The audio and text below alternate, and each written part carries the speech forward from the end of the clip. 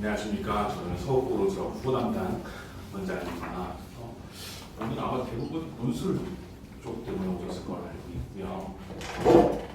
윤모 어떻게 형성되는지만 어쨌든 기본적으로 윤모 이후에 어떻게 대비하셔야 되는지에 대한 간략하게 설명을 드리겠습니다. 어쨌든 최저를 맞추셔야 되는 부분이 있기 때문에 그거에 대한 개념이 필요할 거고요.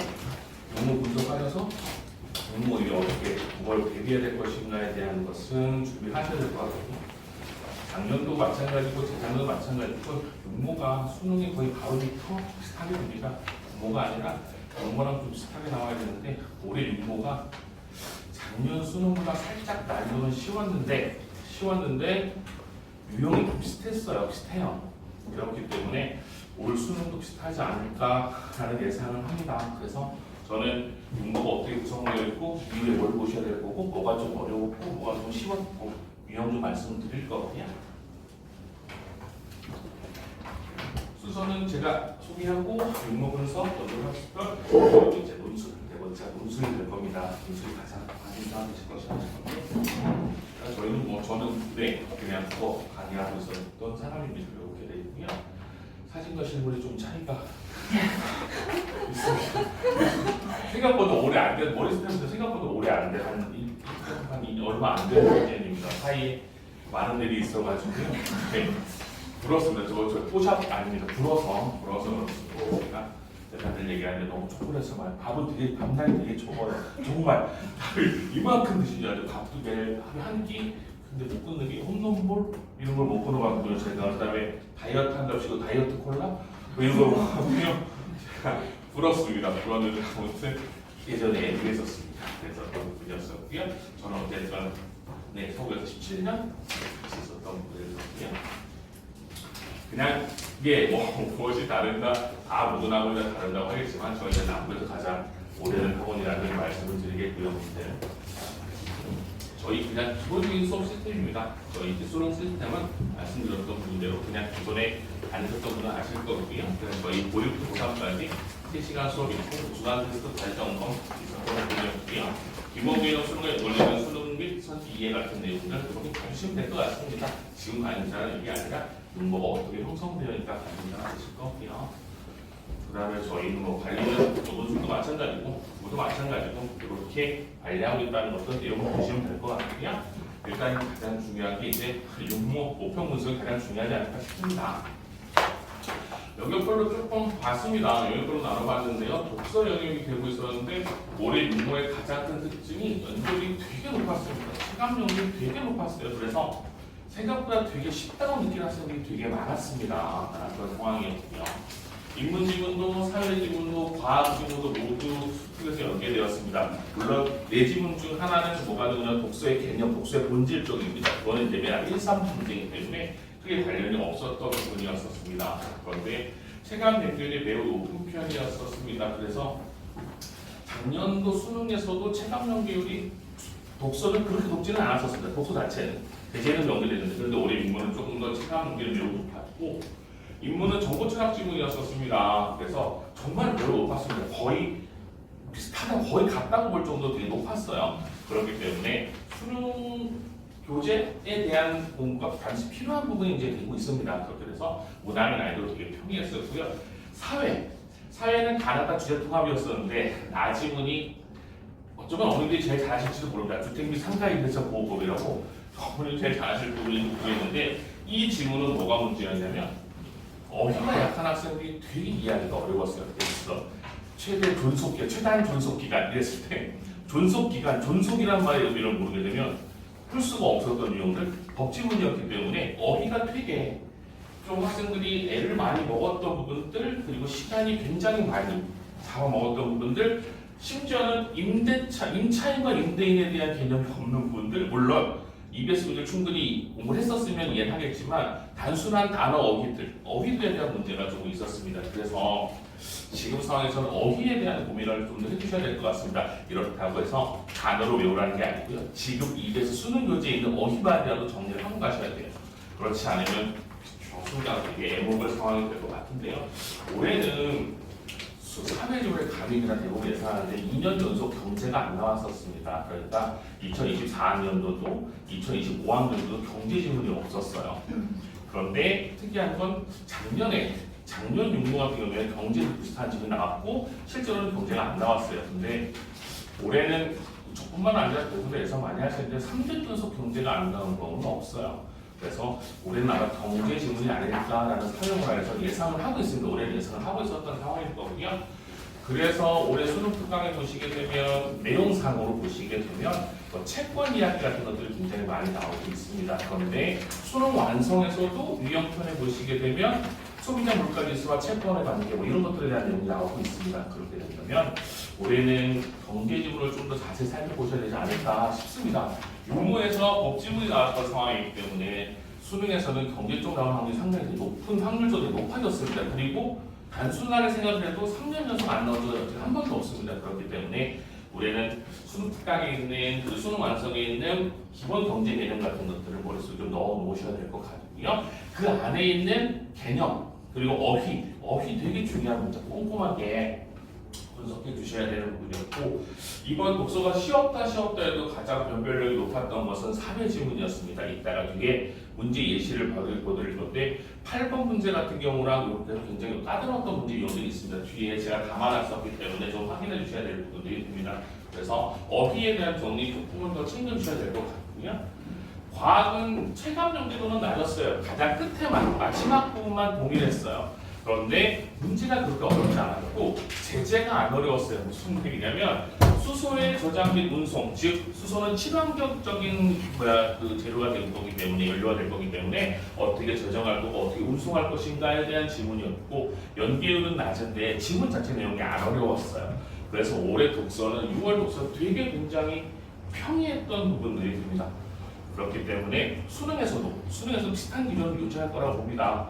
작년 수능도 아주 까다롭지는 않았었습니다. 그렇기 때문에 올 수능도 이 기조가 그냥 그대로 유지된다면 체감 연계율 같은 것들이 매우 높지 않을까라는 예상을 할 수 있는 부분이 될 겁니다. 그리고 모평의 독서의 가장 불안했던 문항은 새 영역 모두 보기 활용입니다. 학생 3점짜리 문제에서도 가장 약했던 보기 활용 문제였었고 그래서 특히 사회지문 8번 같은 것은 보기의 내용 파악이 어려움을 아마 겪었을 겁니다. 왜냐? 안에 많은 정보가 담겨져 있었던 부분이었기 때문에 굉장히 까다롭지 않을까 싶습니다. 이렇게 뒤에 보시게 되면 아마 제가 넣어놨을 겁니다. 8번 지문, 17번 지문 아마 자료에 있을 겁니다. 보실 거면 여기 아래 보시게 되면 굉장히 많은 내용들이 들어있어요. 갑은 자신소의 에이스 상가를 을에게 임대하여 계약하면서 임대차 법의 최단 존속 기간 이런 개념들에 대한 이해 얘는 어디에 있었던 제시문에 있었던 내용인지 이런 것들에 대한 이해 정보가 되게 많죠. 그리고 B 상가 보증금은 상가 건물 임대차 보호의 부분의 상한액을 추가한다 이렇게 되면 보기 분석도 보기 분석이지만 제시문에 있는 내용과 결합을 시켜야 될 거기 때문에 굉장히 좀 까다로웠던 부분이었어요. 그래서 여기 보시게 되면 갱신 이런 부분에 대한 어휘에 대한 개념들 같은 것도 되게 좀 중요하게 보셨어야 되는 부분이었을 거고요. 이렇게 되면서 내용 자체가 되게 좀 까다로웠던 부분 그래서 이번 독서에서는 가장 까다로웠던 게 8번 문제가 아닐까 싶습니다. 이건 무슨 얘기냐면 시간적인 소요가 되게 많이 됐을 거란 얘기입니다. 왜냐하면 80분 안에 45문제를 풀어야 되는 게 약속이 될 건데 그 약속을 못 지키게 되는 둘 중에 하나가 이렇게 내용들 근데 여기 안에서는 결국 무슨 이야기냐 제시문에 분명히 뭐가 있었나 최단 존속 기간이 얼마가 있었고 갱신 의사 여부에 대한 기간이 있었습니다. 그러니까 이 개념에 대한 명확한 이해인데 이게 어떻게 있었냐면 수능 특강이 그대로 있었던 부분이었습니다. 6개월 전부터 이런 식으로 나와 있었던 부분들 그렇기 때문에 수능 특강에 있는 내용을 충실하게 이해한 학생은 보기의 내용은 복잡하지만 거기에 대한 연계를 가지고 오게 되면 상식, 기본적인 배경지를 가지고 오게 되면 풀기는 쉬웠던 문제. 그러니까 그러니까 전체적으로는 까다로운데 기본적인 충실한 내용이가 돼 있었다면 좀 더 이해가 편했던 부분들 이게 이제 체감 연계가 되게 높았다고 얘기할 수밖에 없는 부분이 됩니다. 그래서 올해는 EBS 교재에 대한 내용을 굉장히 꼼꼼하게 봐주셔야 될 부분일 거고요. 얘는 이제 17번 문제가 되겠죠. 역시 보기제 시험에 3점짜리 문제들 이 유형의 문제들이 독서에 강한 학생들은 모르겠는데 조금 약한 학생들이 가장 어려워하는 유형 중에 하나가 됩니다. 이 부분의 것들에 대한 걸 지금 이후부터 이제 좀 더 골라서 공부해 주셔야 됩니다. 무슨 얘기냐면 여기 있는 보기죠. 보기와 보기 이렇게 되는 내용은 뭐에 대한 내용이 바탕이냐면 제시문의 바탕입니다. 제시문의 바탕이 보기를 어떻게 넘어오는가에 대한 걸 기출 통해서 분석하셔야 됩니다. 기출에서는 풀어서 만든다는 목적이 아니고요. 해체하는 게 가장 기출의 목적입니다. 거기 나와 있는 걸 해체해서 어떻게 문제를 만들고 있는가, 제시문을 어떻게 보기로 만들고 있는가, 그리고 제시문을 어떻게 선지로 만들고 있는가, 문제로 만들고 있는가를 봐야 주셔야 되는 게 기출입니다. 그래서 지금부터는 기출 당연히 했을 겁니다. 했는데 지금까지 단순하게 그냥 기출 풀고 맞았네 틀렸네라면 이제 기출 한 문제 한 문제 이렇게 뜯어봐야 될 부분이 됩니다.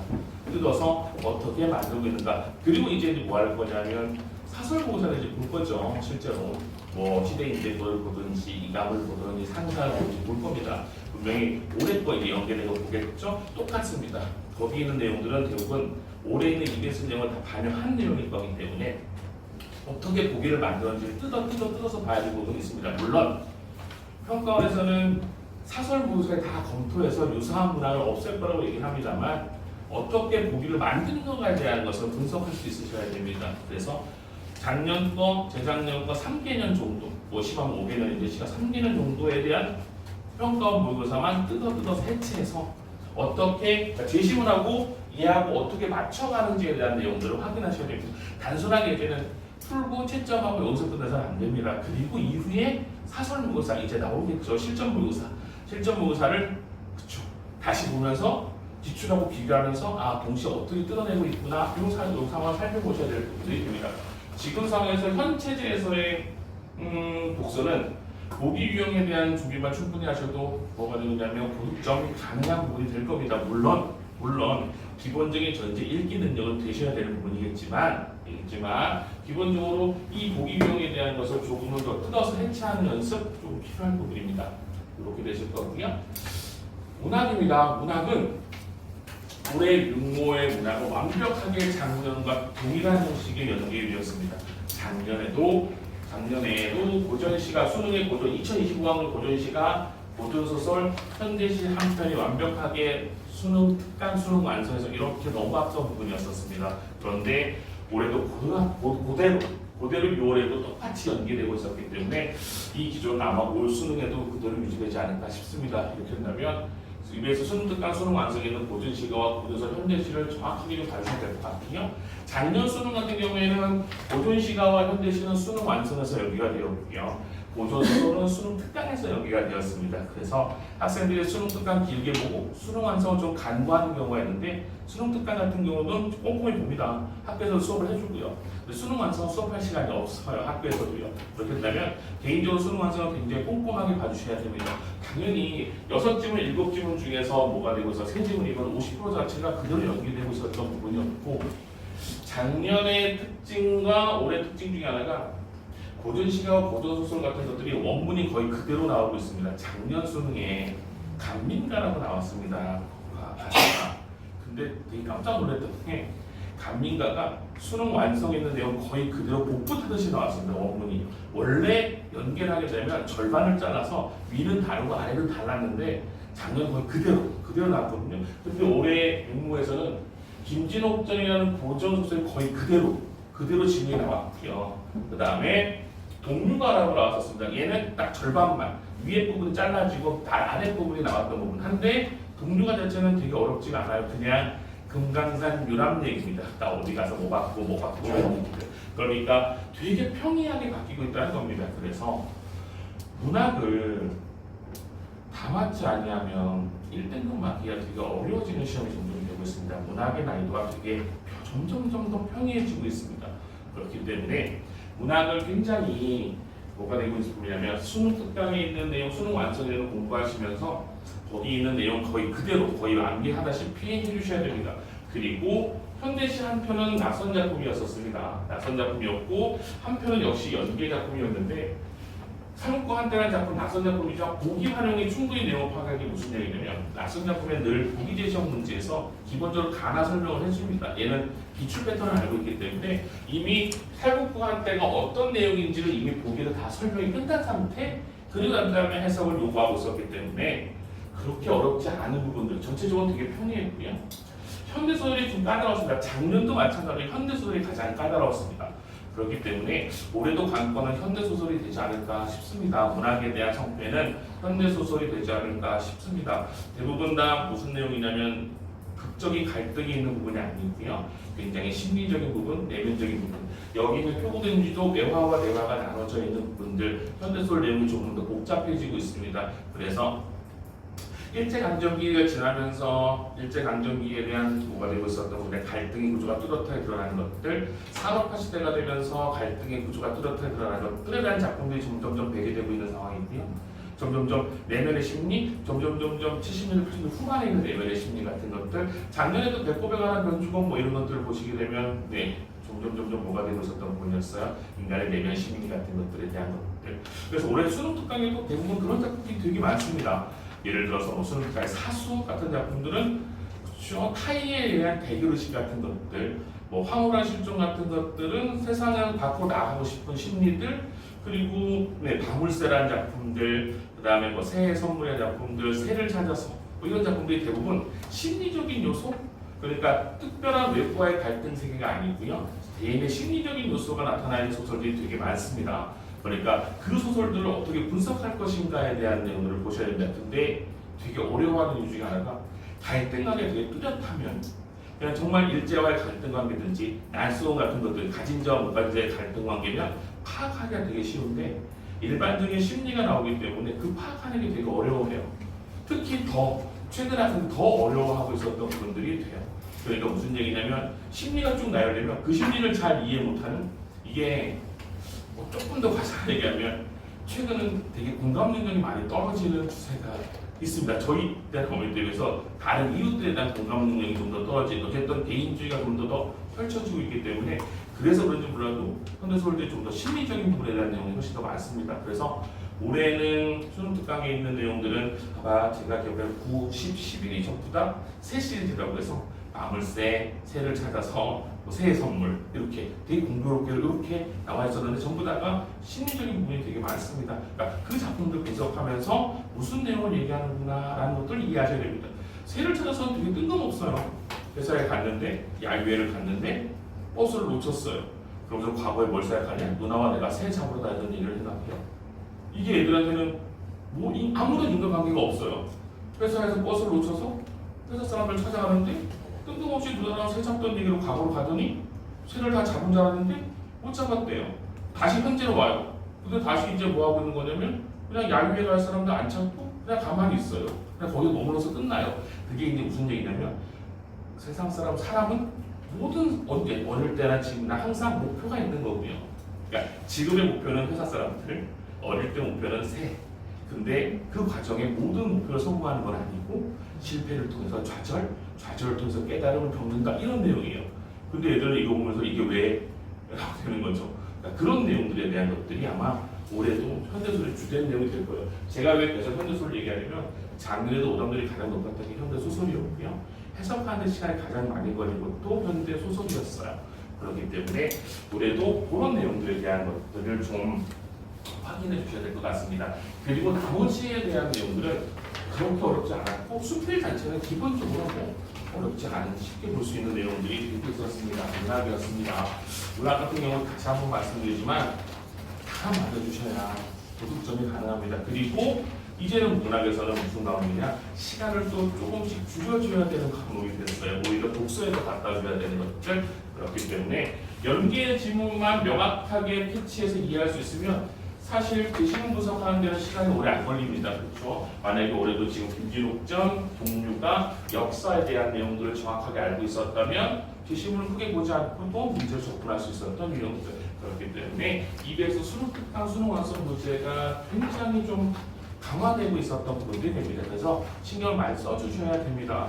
일반적으로 학생들이 수능 특강, 수능 완성 되게 간과하고 넘어가는 게 되게 많습니다. 학교에서 오늘 수업을 해줍니다. 내신 때도. 근데도 그냥 자거나 아니면 솔직히 말하는 인간 선생님들의 기출에 대한 내용을 보는데 작년이고 올해는 분명히 말씀드리지만 이게 수능 특강이 중심이 되고 그리고 그 이후에 기출 분석 들어가셔야 됩니다. 그렇기 때문에 굉장히 좀 꼼꼼하게 봐주셔야 될 부분일 거고요. 네, 이렇게 되는 부분이었습니다. 34번 문제, 21번 문제 이렇게 있었던 부분이었었죠. 34번 같은 문제가 아까 말씀드렸던 현대 시에 대한 기본적인 해석이 보입니다. 이렇게 보기 통해서 뭐 보시는 부분이었어요? 어떤 내용이구나를 확인해 주셔야 될 거고요. 여기 썼던 게 21번 문제가 그렇습니다. 현대 소설에 대한 내용이죠. 표구된 소지는 외화인 화가 이야기가 내화인 청년 이야기, 또 다른 내화인 편지 이렇게 되면 뚜렷한 갈등 구조가 아닌 가지고서 내용에 대한 이해 문제가 좀 필요한 부분이 됩니다. 그래서 이런 내용들에 대한 것들 그렇기 때문에 익숙한 우리가 흔히 많이 접했던 그런 유형의 소설들이 아니고요. 수능 특강이나 수능 완성에서 심리적이거나 뭐가 되고 있었던 거냐면 액자식 구성 이런 내용들에 대한 것들을 조금 더 확인해 주셔야 될 부분들이 됩니다. 그래서 보기 분석 계속해서 강조드립니다. 학생들이 틀렸던 것들을 봅니다. 보기 제시 문제 3점짜리 문제가 되고 있었고 이 보기를 어떻게 볼 것인가가 관건이 될 겁니다. 그리고 선택 과목입니다. 이게 이제 손글 써기는 과목으로 넘어왔습니다. 일반적으로 특히 화법과 작문입니다. 특히 먼저 하시게 되면 화법과 작문 학생은 특별하게 따로 공부를 하지 않습니다. 그냥 정해져 있는 것도 아니고 이론으로 외워야 되는 것도 아니고 그런데 육모 보고 나와서 저도 봤고 육모를 저도 이제 뭐 뒤에 풀어봤고 학생 얘기가 특히 화법과 작문 선택한 학생들의 가장 얘기가 시간이 너무 많이 걸렸어요 라는 이야기가 돼요. 심지어 화법과 작문에서 20분, 25분 쓴 학생들이 있어요. 이렇게 되면 결단코 뭐가 될 수밖에 없어요. 앞에서 시간이, 뒤에서 시간이 부족할 수밖에 없어요. 일반적으로 화법과 작문하고 더하기 5회말 수준까지 맥스가 20분을 잡으셔야 돼요. 5회말 3분까지 포함해서요. 그러면 화법과 작문 같은 경우에는 17분 내외로 끝내줘야 정말 길어야. 그래야 3분 더하게 되면 20분이에요. 그럼 60분 남아요. 60분에서 문학에서 25분 써줘야 돼요. 내지문에서 25분을 써줘야 돼요. 그래야 35분 어디다 갖다 줄 거냐? 독서에다 갖다 줘요. 되게 빠듯한 시험인데 여기서 무슨 내용이냐? 시간을 끌게 되면 앞에 있는 내용에서 독서와 문학을 그리고 시간 내에 풀기가 되게 어려워요. 특히 이거는 누가 그러냐면 3등급 학생들, 3등급 내외 학생들 특히 더 심해요. 더 심한 부분이기 때문에 화법과 작문에 대한 연습을 해주셔야 돼요. 정말 이제는 되게 중요한 겁니다. 그리고 예전에는 화법과 작문이 정답을 뚜렷하게 저요라고 손을 들고 있었어요. 한 놈이. 근데 이제는 두 놈이 서로 손을 잡다가 이렇게 내밀고 있어요. 그러면서 이제 갈등 상황이 시작이 돼요. 세 개는 되게 잘 지워요. 근데 예전에는 하나가 반만 들고 하나 이렇게 들고 얘를 잡아주면 되는데 이제는 비슷한 비율로 들고 있어요. 그럼 어느 게 과연 내 편인가를 골라야 할 때 되게 애먹어요. 근데 그게 수험생에게 독이 돼요. 왜냐? 고를 수 있고 같거든요. 그러니까 왜 한 번 더 생각, 한 번 더 생각. 근데 뭔 생각을 안 해요? 시간 가는 걸 생각을 안 해요. 그것만 생각하지 네 시간이 가는 걸 생각을 안 해요. 시간이 그러니까 그냥 연습 삼아 그냥 시험장이 아닌 상황에서 볼 때는 계속 생각이 가능하죠. 근데 모의고사 수능은 80분 내에 40문으로 약속하고 들어가면서 종이치잖아요. 그 생각을 안 해요. 과감하게 떨치지를 않아요. 그러니까 미련이 남아요. 미련이 남아. 그 미련 때문에 뒤에 있는 독서하고 문학에 대한 내용을 못 쳐요. 그래서 과감한 손절? 네, 과감한 손절. 제가 오늘 얘기한 내 계좌가 왜 파란 줄 아니? 과감한 손절을 안 해서 그래 라고 얘기하거든요. 정말 진짜 과감한 손절이 필요하면서 평상시 풀 때 시간 재고 푸는 연습도 이제 조금씩은 필요해요. 그리고 별도로 화법과 작문은 뚝 떼서 공부를 안 해요. 근데 아니에요. 이제는 화법과 작문을 하루에 한 지문이라도 내가 시간을 재면서 얼마나 걸리는지에 대한 내용을 기출 갖고 풀어주셔야 돼요. 그리고 기출은 화법과 작문 좀 이따 오면 얘기하겠 같은데 화법과 작문 특히 화법 같은 건 다양한 유형이 있죠. 토론도 있고 토의도 있고 연설문도 있고 인터뷰도 있고 되게 다양합니다. 그 유형별로 이제 한 유형씩 기출에 나올 겁니다. 그러면 하나씩 풀어야 됩니다. 풀면서 정리하셔야 됩니다. 이거 왜 얘기하는 거냐면 안 했기 때문에 그렇습니다. 그동안 하지 않습니다. 그리고 작문 같은 것도 유형이 거의 정해져 있습니다. 작문은 보통 주제, 대상, 초고 뭐 이런 식으로 나와 있고 그리고 이제 문제 발문용도 정해져 있고 자료 해석 문제 특히 제일 어려워하는 것 중에 하나가 자료 해석 문제 같은 것들이 돼요. 근데 자료 해석이 자료가 점점점 복잡해져요. 예전에 단순했던 자료가 되게 복잡해집니다. 근데 예전 것만 생각을 해요. 자꾸 예전에 화자는 뭐 그냥 다 맞는 거 아니야? 뭐 많이 틀려봐야 하나잖아? 아니요. 이제는 점점 더 많이 틀려지고 있고 그리고 재작년까지도 선택 과목이 오답률의 높은 순위를 차지하지 않았어요. 근데 작년부터는 선택 과목이 오답률 높은 곳에서 벌써 자리 잡기 시작을 했어요. 올해는 근데 또 다시 더 어려워질 수도 있습니다. 그렇기 때문에 합과 작문 같은 내용이 점점 어려워져 있기 때문에 기출형들 충분히 학습을 이루어져야 되는 상황이 있습니다. 예, 오늘부터라도 아니 그쵸 기말이 끝나고부터 여름 방학 때부터라도 합법과 작문을 공부하시지 않으면 나중에 뒤에도 정말 뒤통수 시게 될 게 합법과 작문 선택하는 학생들의 합법과 작문일 겁니다. 언매 중에 언어는 문법이죠. 문법이 5문제 정도 나옵니다. 그런데 문법의 내용이 올 6모도 보시게 되면 지문 제시형이 있습니다. 이제 또 독서처럼 지문을 제시할 게 있고 또 문제 하나는 뭐거든요. 한 유형 안에 3가지의 문법적 지식을 요구하는 문제들이 있습니다. 그러니까 복합적인 문제로 좀 바뀌고 있어요. 그래서 예전에는 예를 들어서 문장의 짜임새 하나만 갖고 나왔다면 이제는 그 안에 문장의 짜임새도 그 다음에 문법 요소도 뭐 이렇게 둘 다 복합적으로 이해되는 문제들이 나오고 있습니다. 그래서 뭐가 문제가 되느냐? 역시 시간이 문제가 됩니다. 생각할 게 되게 많아졌습니다. 예전에는 1등급 만학생 기준으로 문법은 5분 컷이라고 얘기했는데 이제는 5분 컷이 안 나와요. 무슨 이야기냐? 제시문도 읽어야 될 거고 복합 질문이 있습니다. 단 완벽하게 문법적 지식이 머릿속에 난 학생은 제시문을 안 봐도 됩니다. 왜? 내 머릿속에 있는 걸 글로 푸는 게 제시문이죠. 이렇게 된다면 문법은 앞에 맨 처음에 의문의 변동부터 시작해서 마지막 국어의 역사까지 최소한 여름방학 때 2번에서 3번까지 회독을 돌려줘야 됩니다. 근데 모든 영역에서 가장 빠르게 회독을 돌릴 수 있는 건 문법입니다. 왜? 문법은 범위가 정해져 있습니다. 그렇죠? 의문의 변동부터 시작해서 국어의 역사 범위가 정해져 있으니까요. 범위가 정해져 있는 건 문법밖에 없습니다. 나머지 건 문학도 독서도 어디서 뭐가 나올지 모르고요. 화작도 어떤 집에 나올지 모릅니다. 하지만 문법은 유일하게 뭐가 정해져 있어요? 그렇죠? 범위가 정해져 있어요. 의문의 변동부터 국어의 역사까지. 의문의 변동, 그 다음에 단어, 그리고 문장, 문법 요소, 국어의 역사 이렇게 5파트예요. 이렇게 되면 가장 빠르게 돌릴 수 있습니다. 합법과 작문 선택한 학생들한테는 뭐 다른 얘기겠지만 언매 선택한 학생에서 문법은 올 여름방학 때 최소한 2회도 3회도 완벽하게 제가 늘 얘기하는 게 아침에 눈 뜨면 써 그러면 작은 단어 다 깰 거야. 밤에 자기 전에 백지에 쓰다 보면 잘 거야. 그 얘기를 하거든요. 그러니까 백지에다가 처음부터 끝까지 그렇게 해서 한 번 좀 돌려주시면 좋고요. 그리고 필요하다면 인강 선생님 도움을 받는 것도 분명히 필요합니다. 혹은 EBS 가면 돼요. EBS 가면 되게 친절하게 다 업무에 대한 문법에 대한 지식 처음까지 다 나오고서 굳이 뭐 비용을 들이지 않더라도 그리고 기본적으로 업무에 선택한 학생들은 이미 머릿속에 1학년 때 문법들 배우죠. 문제운동, 문법 요소 다 배우고 국어 역사를 배우고 있었던 상황이 될 거기 때문에 기본적인 내용은 들어 있습니다. 그리고 학교에 따라서는 2학년 때 독서 말고 문법을 하나, 2학기 때 문법을 하나 학교들이 있습니다. 이렇게 내용이 전부 다 들어있는 상황이 될 거거든요. 매체요. 매체는 합법과 작문의 하위 버전이라고 생각하시면 됩니다. 그래서 의외로 문법적 지식이 있는 학생들이 매체에서 한두 개를 틀립니다. 예를 들어서 그 얘기죠. 합법과 작문은 대화를 제시해 주는데 매체 같은 경우에는 블로그 제시해 주면서 블로그 분석하는 거랑 마찬가지죠. 그래서 어찌 보면 언매는 문법 더하기 화작이라고 봐도 과언은 아닐 겁니다. 그런데 최근에 매체 내용이 어렵다는 게 아니라 복잡해지고 있습니다. 그래서 매체에 대한 연습 역시 화작과 똑같이 동일하게 공부해 주셔야 됩니다. 언매한 학생 특징이 문법은 하는데요. 매체는 안 해요. 근데 생각해보면 매체가 6문제거든요.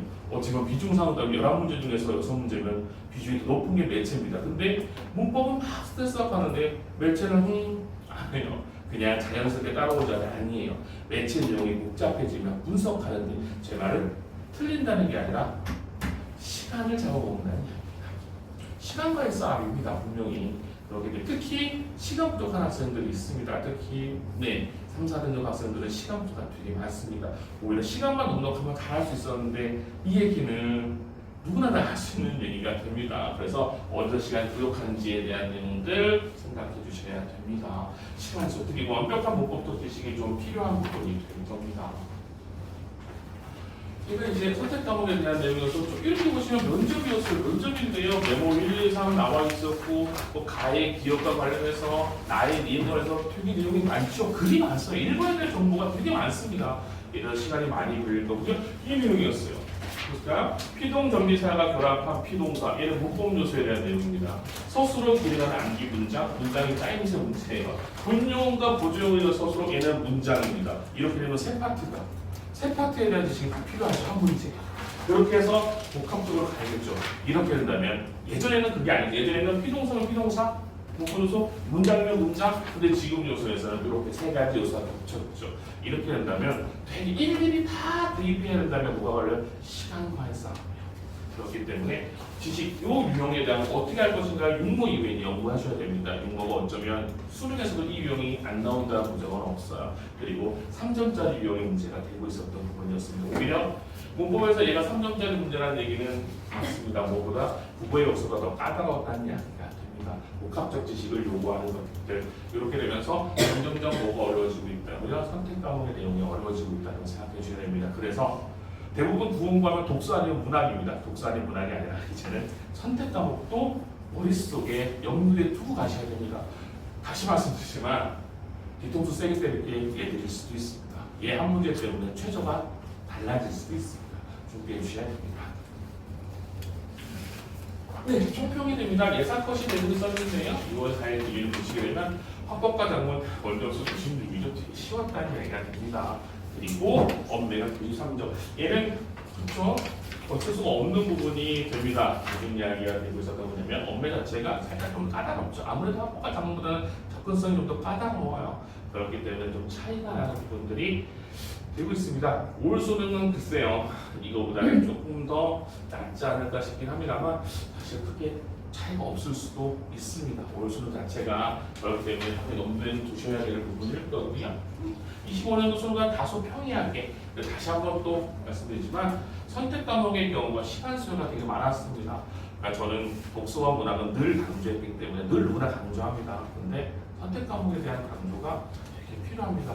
그리고 이제 선택 과목은 올해 2학년이 마지막이고 이제 올 1학년부터는 지금 1학년, 현재 1학년부터는 이제 모든 게 다 예전 수능으로 돌아가는 거죠. 그렇게 되면 올해는 그다음부터 더 많을 수도 있습니다. 왜냐하면 화작과 엄매를 다 해야 되는 상황이 되겠죠. 이거 15분까지요. 그렇기 때문에 신경 써 주셔야 될 부분이 특히 이제 올해 선택 과목이 아마 관건이 되지 않을까 예상을 합니다. 이건 저뿐만 아니라 제가 주중에 재수반도 나가고 이렇게 되고 있는데요. 대부분 다 비슷한 생각 갖고 있습니다. 선생님께서 여러분 선택 과목 이렇게 잘 해야 된다는 내용들 그러니 오늘 이후라도 가서 말씀해 주셔야 됩니다. 선택 과목에 대한 하루에 한 시간이라도 공부하셔야 됩니다. 무조건 꾸준하게 매일 양치기 아니라 매일매일 하는 게 되게 중요합니다.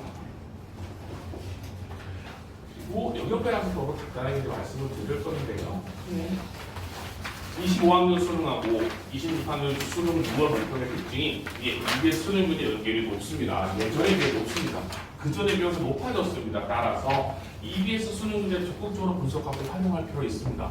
그 전에는 그렇게 체감 연결이 낮았어. 생각보다 많이 낮았어요. 그래서 에이 뭐 어차피 뭐 연계 안 되는 거 뭐라고 공부 안 했단 말입니다. 근데 작년도 올 6월도 근데 이제 9월도 보시면 아시겠지만 분명히 9월도 연계로 있을 거예요. 이렇게 된다면 EBS 수능 교재 공부 안 하셨던 분들은 이제부터는 해주셔야 됩니다. 이제부터라도 꼼꼼하게 챙겨주셔야 될 것 같고요. 뭐 얘는 진짜 일반적인 내용입니다. 자신의 약점, 내가 뭐가 약점인지 다 들어갈 거니까 하시는 거고요. 기출은 단순하게 풀고 채점하고 끝내면 안 됩니다. 그 기출에 대한 지문은 다시 나올 리가 없어요. 기출 문제는 또 나올 리가 없습니다. 그러면 걔를 뜯어서 해체하는 연습, 제시문과 문제를 어떻게 만들 것인가. 왜냐하면 평가원 사람들이 만든 거기 때문이고요. 어차피 올해도 평가원 사람들 잘 거기 때문에 그러니까 평가원 사람들이 어떻게 문제를 만들고 있는가를 봐야 되는 거지 작년 문제를 맞았다 틀렸다를 가지고 보여서 생각하시면 안 된다는 이야기가 되고 있습니다. 그렇게 해서 매일 정말 매일 공부해 주셔야 되는 부분들이 됩니다. 일반론적인 말씀을 드리는 부분일 거고요. 공통 과목입니다. 공과 독서나 문학이 됩니다. 이제는 지향해야 될 게 양치기예요. 양치기 뭐냐면 그냥 주구장창 계속 풀고 그 주구장창 풀고 체크 넘어갑니다. 이게 무슨 얘기냐면 그냥 정말 많은 양을 하게 되면 내가 공부를 되게 많이 한 것처럼 생각을 하는데요. 근데 기출을 되게 많이 읽었다고 해서 독서적 지식이 독서적 능력이 뛰어나게 빠른 거야 발전되는 게 아니에요. 그리는 속도는 빨라져요. 근데 얘는 누가 빨리 그린다가 아니라 내 펄 보는 게 아니라 정확도를 보는 거죠. 내용이를 보는 겁니다. 그래서 양치학습법의 독이에요. 이제는 하루에 한 집을 보더라도 정확하게 연습하는 것들. 그동안이 스피드를 위해서 양치기를 했다면 이제는 양치기가 아니에요. 질적으로 봐주셔야 됩니다. 이제 이후에는 지금 양치기 할 시기가 아닙니다. 스피드가 증가하는 것처럼 보여요. 맞아요. 근데 빨리기가 아니라 빠르고 정확한 독기가 필요하기 때문에 그렇습니다.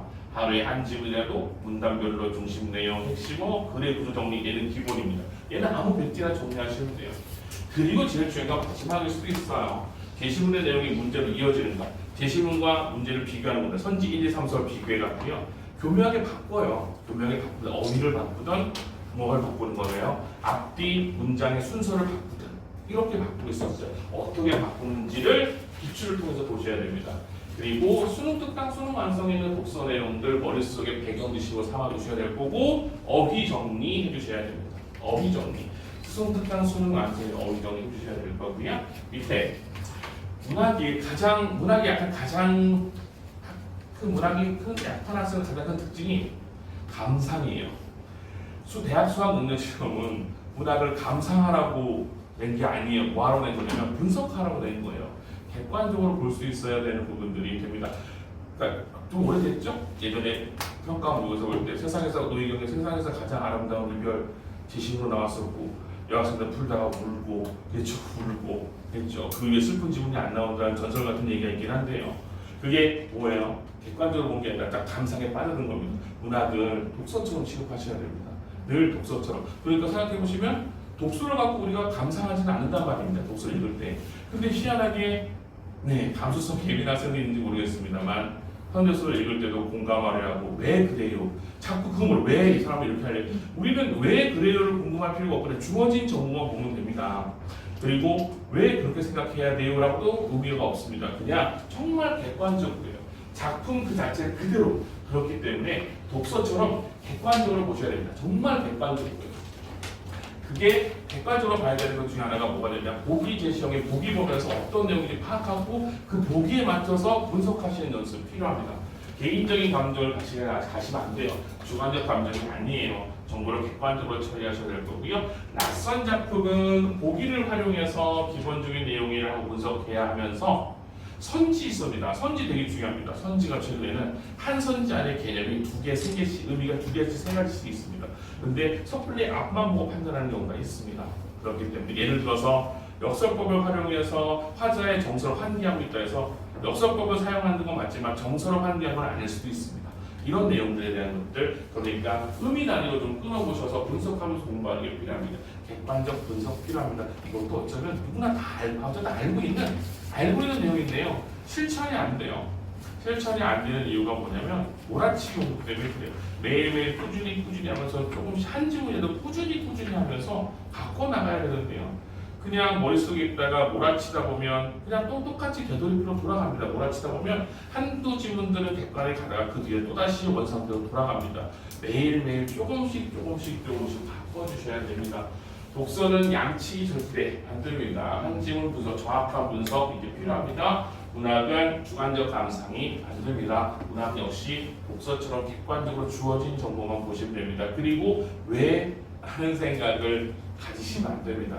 이 왜라는 게 객관적인 왜가 아니고 주관적 왜를 말씀드리는 부분이 됩니다. 그리고 솔직히 아니라 나는 이해가 안 돼요 라고 이야기를 합니다. 계속해서 이해가 안 돼요 라는데 문학도 역시 수능 문학은 이해 영역, 그러니까 이해 영역이 무슨 얘기냐면 이 자체 주어진 지문에 대한 정보만 보시면 되는 부분들 이렇게 되고 있었고 특히 이제 그냥 단순하게 말씀드리면 고전 소설 같은 것들, 고전 산문 같은 것들 등장인물이 되게 많습니다. 동일한 인물의 다른 표현도 되게 많습니다. 이럴 때 뭐 하는 부분이었냐면 이래서 사실남정기 유연수인데 유연수가 유공, 유학사, 유한림, 유정승 이렇게 됩니다. 근데 뒤에 보시게 되면 이 내용이 어떻게 구분되는지 몰라요. 그런데 요령 하나만 알면 동일한 인물인지 아닌지 금방 캐치가 가능해요. 무슨 얘기냐? 이름은 성과 붙어 있어요. 맞춤법상으로. 근데 뒤에 유정승이라고 나왔어요. 유정승은 누구지라고 고민할 게 없는 게 띄고 정승돼요. 정승은 관직명이죠. 관직명은 띄게 되어 있거든요. 맞춤법상으로. 성과 이름은 붙여 쓰고 관직명은 띄어 쓰죠. 이렇게 되면서 뭐 하는 거야? 다른 인물이 등장한 것이 아니라 앞에 있는 유씨라는 사람이 뭔가 벼슬을 받은 이름이구나 라는 거 캐치. 이런 내용들에 대한 것들을 보시면 객관적 분석. 그게 기출에 분명히 내용이 나와 있는 부분들이 됩니다. 이런 식의 분석들도 되게 필요한 부분이 됩니다. 그리고 중략. 대부분 고전소설과 현대소설 같은 경우는 중략되어 있습니다. 그러면 생각하시기에 왜 여기서 잘랐는가에 대한 생각, 다른 부분을 자를 수 있는데 왜 여기서 잘랐을까에 대한 생각, 그 생각은 필요한 겁니다. 내용에 대한 생각 말고 왜 하필 여기서 중략했을까. 그래서 의외로 중략의 앞뒤 부분이 되게 중요하게 보는 경우도 되게 많습니다. 왜냐하면 자르면서 평가원 사람들 자른 긴 길에서 긴 글에서 왜 거기서 잘랐을까에 대한 생각, 그러면서 그게 기출을 보면서 중략 부분 잘랐을 때 앞뒤 부분이 문제로 어떻게 연결되는가, 이 분석이 필요하다는 이야기입니다. 그러니까 아무 생각과 중략 넘어가는 게 아니라, 그렇지 않습니까? 어쨌든 여기서 제가 중략 잘랐어요. 여기서 자를 수도 있고 여기서 자를 수도 있습니다. 근데 왜 거기서 잘랐을까? 그리고 자른 부분을 가지고 기출을 보는 거죠. 기출에서 중략 앞뒤 부분은 어떻게 연결되고 있구나라는 것들, 어떤 의미구나라는 분석, 이 분석 필요하다는 말씀 드리는 겁니다. 그거를 해야 되는 게 객관적 분석, 그리고 기출 분석에 뜯어보자는, 해체하자는 의미, 그 얘기였었습니다. 이건 똑같습니다. 특히 문학은 소설 같은 경우가 굉장히 좀 까다로워 합니다. 그 부분에 대해서 좀 확인해 주셔야 될 거고요. 선택 과목은 사실 또 강조하지만 진짜 복병입니다. 화작이 정말 올해는 정말 다시 한번 강조하고 싶은데 정말 복병이 화작이 될 겁니다. 특별한 공부도 안 하고요. 그냥 보는 말인데 난이도가 높습니다. 기출 보셔야 됩니다. 기출을 받아놓고 보셔야 됩니다. 그리고 시간에서 보셔야 됩니다. 내가 뭐 약한지 보셔야 됩니다. 이게 무슨 얘기냐면, 기출에는 다시 한번 뻔한 말씀드릴게요. 빠르게. 토론도, 토의도, 연설문도, 강연문도, 인터뷰도 있죠. 그래도 모든 얘기 약한 게 아니라, 제가 토론 지문에 약할 수도 있고, 토의 지문에 약할 수도 있고, 연설문 지문에 약할 수도 있어요. 왜냐? 토론이면 토론에 따라서 발문이 달라요. 찬성이 이렇게 나와요. 토론은 상대방 설득시키는 겁니다. 토의는 공동의 이익을 찾아가는 거니까 어떤 내용 주제를 다 가는 것들. 인터뷰는 뭐가 되고 있어서 인터뷰하는 사람과 면담자와 인터뷰 간에 무슨 내용에 무엇을 묻고 어떤 걸 확인하고 다 달라요. 무슨 얘기냐? 제시문별로 발문이 다 다릅니다. 기출 가지고 파악하시고 내가 어떤 지문이 약한지 파악하셔야 됩니다. 다 약한 거 아니에요. 학생들도 다 달라요. 장문도 되게 다양한 내용이 있어요. 초고, 그러니까 예를 들어서 조건 만들 보면서 쭉 나와요. 쭉 나오면서 뭐가 되냐면 계획을 근로 작성했다 초고에 반영되지 않은 것, 이런 내용들이 있어요. 초고에 반영되지 않은 것, 이건 되게 글을 다 읽어야 된다는 내용들이 됩니다. 혹은 조건 만족 문제 약한 학생들이 있습니다. 혹은 자료의식 문제, 이게 무슨 얘기냐? 내가 어디가 약한지 알아야 고쳐갑니다. 고쳐가죠. 일단 얘기하거든요. 저 그냥 못해요가 아니라, 그죠? 뭘 못해요를 알아야 고쳐갑니다. 병원 가는데 저 아파요 그러면 어디가? 라고 물을 겁니다. 근데 저 아파요 그러면 못 고쳐줍니다. 어디가 아픈지 알아야 고쳐주죠. 그러니까 결국 내가 뭘 약한지 알아요. 그냥 약해요가 아니에요. 그러려면 기출 통해서 보셔야 됩니다. 하루에 하나씩 확인하고 보실 겁니다. 정말로 제2의 독서가 바로 화법과 작문입니다. 글로 돼 있잖아요. 글로 돼 있는 걸 내보는 거지 않습니까? 그렇기 때문에 확인해 주셔야 될 거고요. 언어, 문법은 다시 한번 얘기했지만 여름 때까지 2회도에서 3회도가 필요합니다. 이거 여름방학이 한 3주? 그렇죠? 일주일에 한 번씩 돌아갈 수 있습니다. 정말로. 왜? 아까 파트 말씀드렸던 의문의 변동, 그렇죠? 단어, 문장, 문법 요소, 국어 역사, 월, 화, 수, 목, 금, 한 파트, 3주, 3회도. 맞죠? 가능해요. 근데 그거 정리하는데 1시간밖에 안 걸려요. 1시간도 안 걸 수도 있어요. 머릿속에 나서. 그러면 아침에 늦어서 월, 화, 수, 목, 금, 한 파트, 한 바퀴, 두 바퀴, 세 바퀴, 주말 쉬고요. 주말은 뭐예요? 문제 풀면서 약점 잡아내요. 결국은 문법은 이론을 이해해야 됩니다. 그리고 기출 푸시고 시중 문제 푸시고 잡아내야 됩니다. 내가 어떤 파트가 약한지를 잡아내서 다시 중점적인 공부, 다 약한 거 아닙니다. 그렇기 때문에 그런 부분들 확인해 주셔야 될 거고요. 매체, 화법과 작문하고 비슷합니다. 사실은 화법과 작문은 아까 말씀드렸다시피 토론토이지만 얘는 다시 한번 우리가 흔히 하는 매체, 요즘 블로그 비슷한 점 되게 많죠. 매체 활용 문제이기 때문에 역시 얘도 제시문별로 순서 패턴이 정해져 있습니다. 그거 보고 활용하시면 될 부분들이 됩니다.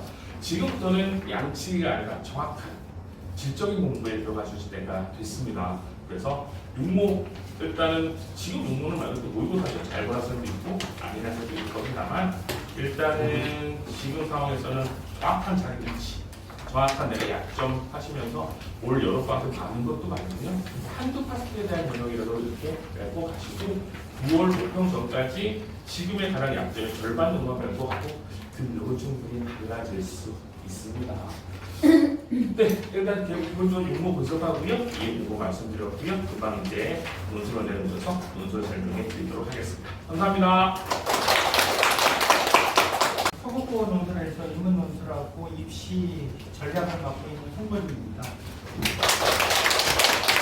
그리고 영어 이유가 이제 어떻게 준비하느냐에 따라서 어떻게 보면 7월달, 8월달, 9월달, 10월달, 11월달 딱 5개월 정도가 남았는데 이 시기를 어떻게 준비했느냐에 따라서 완전히 아이 자체가 이제 전체적으로 바뀐다고 생각을 하시고 지금 제가 재정반 작년까지는 재정반을 4군데를 나가고 올해는 이제 체력이 딸려서 2군데를 나갔는데 재정반 같은 경우 그러니까 요즘 이제 기숙재정이 대부분인데 그 6월 모의고사를 딱 끝나고 요번 주에 갔더니 절반이 아이들이 이제 절반이 바뀌었다라고 보시면 돼요. 그러니까 나한테 이제 재정이 안 맞는 아이들, 기숙재정이 안 맞는 아이들은 집으로 한 절반 정도가 빠져나가고 근데 보통 빠져나간 아이들을 보면 어떻게 보면 이제 수능 점수가 잘 안 나왔으면 대부분 다 빠져나간다라고 보시면 되고 그 다음에 이제 새로운 아이들이 이제 유입이 되는 거죠. 그래서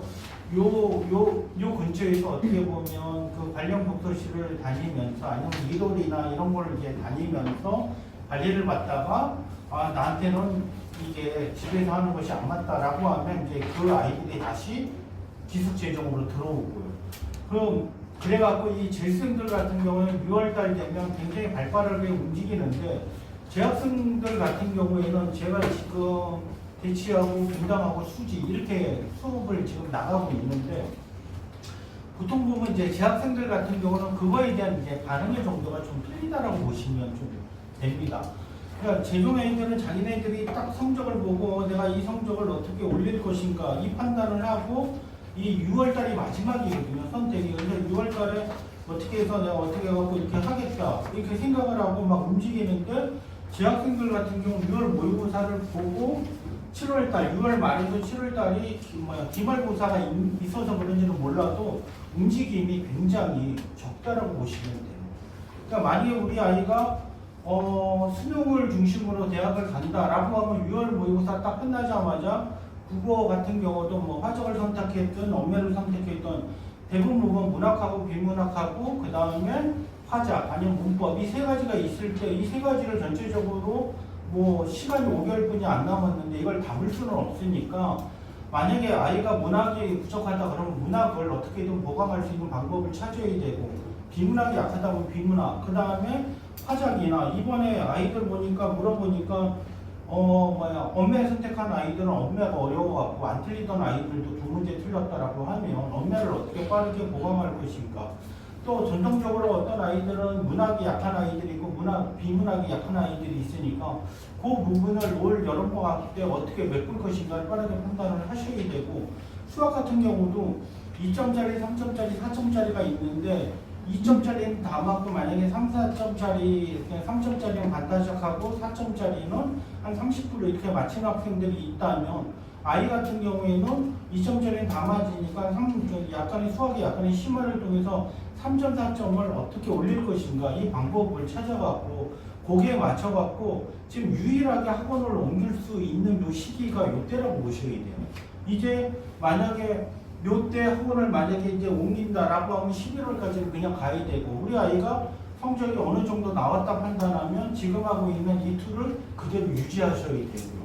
그리고 그 안에서 보완할 것을 찾아야 된다라고 보시면 돼요. 그러면 보통 0.5등급에서 요 5개월이면 1등급 정도가 올라가고 대학이 완전히 달라진다라고 생각을 하시면 되고 전체적으로 놓고 그런 부분에서 지금은 굉장히 지금 중요한 시기가 어머님들도 그렇고 아이들도 그렇고 이번에 아이들하고 6월 모의고사를 보고 그거에 대한 어떤 평가를 하고 어떤 문제가 틀렸는지 저는 이제 수업 시간에 아이들한테 물어보고 그런 부분들에서 아이들이 선생님 학원이나 뭐 이런 거 이렇게 물어보면 그 부분에 대해서 대답을 해주는데 그런 부분에서 어머님들도 한 열흘 정도 후면 정오표가 나올 건데 정오표를 보고 빠르게 판단하고 여름방학을 어떻게 보낼지 이 판단을 이제 하셔야 돼요. 마지막 이제 변화할 수 있는 거고 요때 포인트만 잘 맞추면 아이가 정말 수능에서 대박이 날 수 있는 저희 아이 저도 이제 첫째하고 둘째를 키우지만은 6월까지는 어떻게 보면 고3처럼 보내다가 6월 모의고사를 기점으로 이제는 수험생이 되는 거죠. 딱 5개월 남았으니까 그런 부분에서 좀 어머님들이 발빠르게 움직이는 것이 필요하다고 보시면 돼요. 중요한 것들만 좀 보면서 넘어가겠습니다.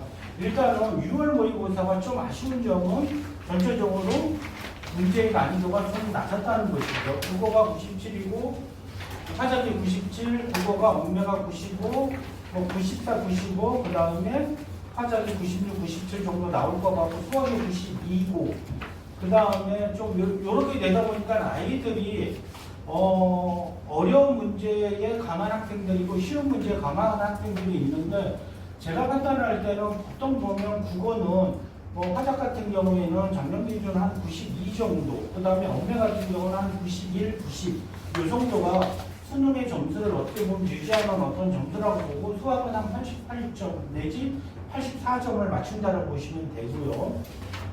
그리고 작년에 굉장히 어려웠던 게 사탐인데 그건 왜 그러냐면 그 자연계의 바탐하고 사탐하고 표준 점수를 놓고 보면 바탐 같은 경우는 표준 점수가 만점짜리가 70점에 간다면 문과 같은 경우는 64점, 65점 정도뿐이 안 되기 때문에 이 표점 차이가 너무 어떻게 보면 커서 이과 아이들이 굉장히 유리한 부분이 있거든요.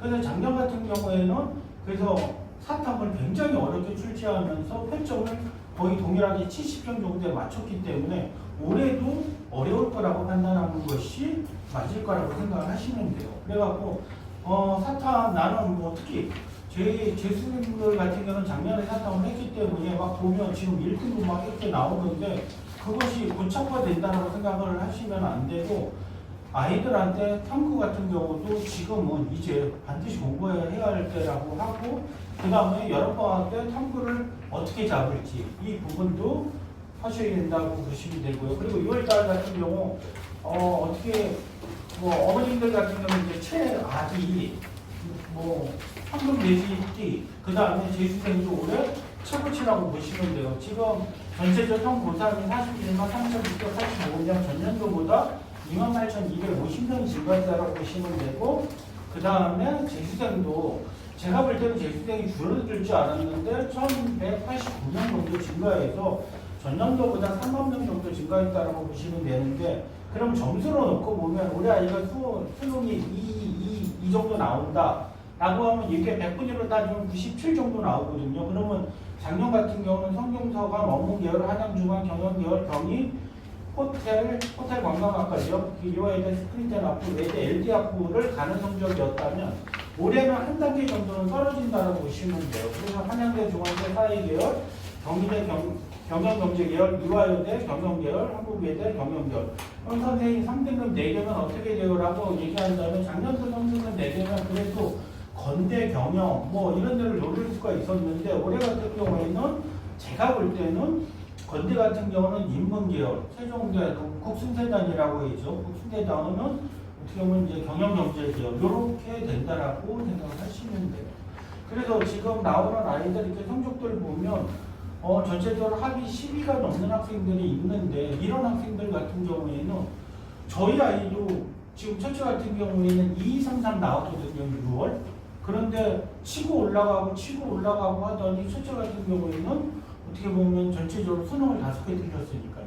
그런데 분당 아이들은 대부분 그런다라고 생각을 하시면 돼요. 특히 성적을 받아보면 좀 낙생고도 있고 뭐 제가 알기로는 아이들이 분당에는 지금 한 45명 정도가 있는데 노술 같은 경우 6월 모의고사를 이렇게 받아보면 낙생이나 뭐 여기 있는 뭐 서현이나 그 다음에 중앙 그 다음에 뭐 인근에 있는 한솔 그 다음에 늘고 그 다음에 이 주위에 있는 고등학교 애들이 있는데 여기까지는 6월까지는 거의 똑같다고 보시면 돼요. 그런데 여기에서 낙생 같은 경우하고 대진고 같은 경우하고 분당 중앙고 서영고 같은 경우에는 아이들이 이때부터 5개월 동안 집중도가 완전히 다르다고 생각하셔야 돼요.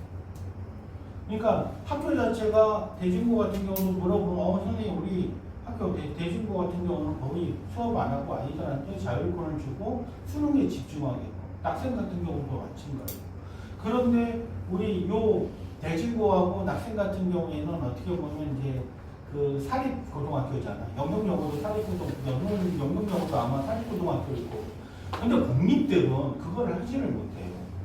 그러니까 공립들 같은 경우에는 특히 멜프로고 같은 경우에는 성적이 비슷하다가도 어떻게 보면 요때 6월달부터 7월달, 그 다음 9월달 모의고사, 그 다음에 11월달 수능 여기에서 이제 개 차이가 어마어마하게 벌어진다고 생각하죠. 그래서 낙생 같은 경우는 아이들이 뭐 30명 이렇게 서울대 가고 그 다음에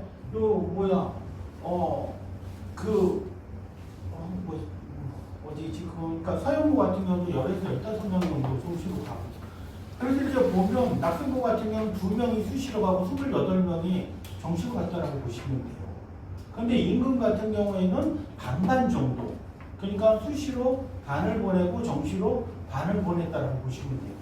그럼 우리 아이 같은 경우 현재 교과 성적으로 과연 갈 수 있는 성적이 되느냐라고 판단을 해보고 분당권에서 관리해주는 아이들 같은 경우는 몇 명이 안 돼요. 걔들 제외하면 수시로 좋은 대학을 간다는 것은 좀 힘들다고 판단을 하고 정시 쪽에 요번 6월, 그 다음에 7월, 8월 요 3개월을 어떻게 준비하느냐에 따라서 9월달에 교육과정평가원에서 모의고사가 나오는데 그러니까 교육과정평가원에 수능을 출제하는 기간이죠. 그럼 6월달하고 9월달 이렇게 보는데 9월달 같은 경우는 딱 보면 이제 얘에 대한 이제 데이터가 그냥 그러니까 6월에서 9월에 어떻게 보면 발전 정도가 9월에서 11월에 발전 정도라고 판단하시는 거예요.